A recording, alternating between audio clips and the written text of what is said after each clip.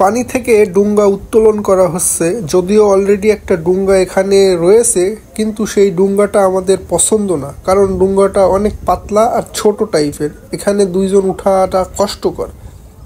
তাই আর একটা ডুঙ্গা পানি থেকে উত্তোলন করে সেটা চলাচলের যোগ্য করার জন্য আমার ভাগ্নে চেষ্টা করতেছে।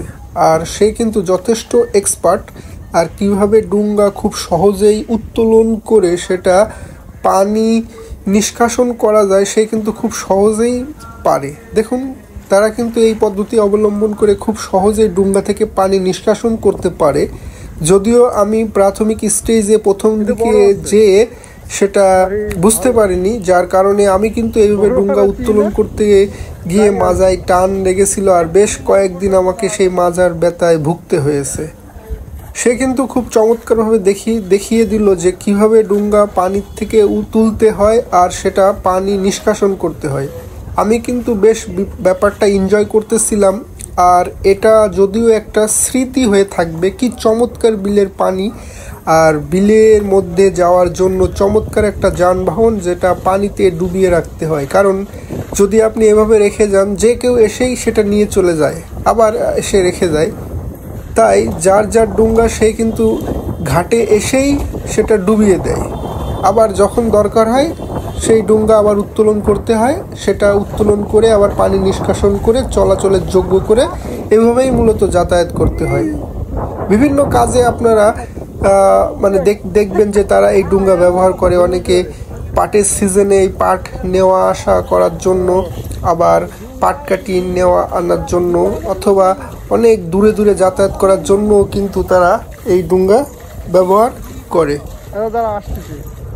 আমি যেহেতু এই এলাকায় অনেক দিন পরে এসেছিলাম, আমি ব্যাপারটা বেশ ভালোভাবেই এনজয় করেছি।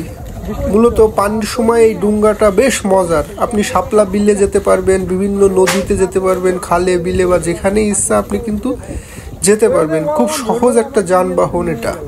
খুব সরু জায়গায়ও কিন্তু যাওয়া যায়, অল্প পানিতেও যাওয়ার জন্য ডুঙ্গা বেশ ভালো একটা যানবাহন। যেখানে নৌকা যেতে পারে না সেখানে ডুঙ্গা খুব সহজেই চলে যাওয়া যায়। অনেক সময় হয় কি যে বিলে মাছ ধরার জন্য, জাল পাতার জন্য আমরা এই ডুঙ্গা ব্যবহার করি। আমিও মূলত পার্সোনালি অনেক সময় ডুঙ্গা নিয়ে বিলে গিয়ে মাছ ধরতে গিয়েছিলাম, আর এই বিলের পানিতে মূলত গোসলও করেছিলাম মূলত এই ডুঙ্গা নিয়ে।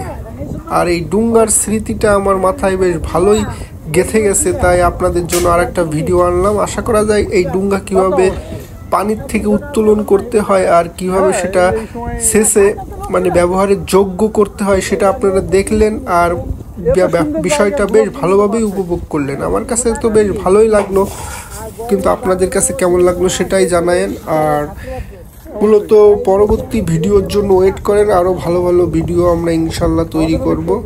সো আজকের ভিডিওটা এই পর্যন্তই। ধন্যবাদ সবাইকে। কেমন লাগলো জানায়েন।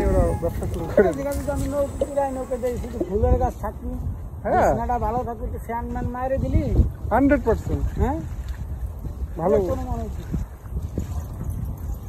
আমাদের কাজ কমপ্লিট।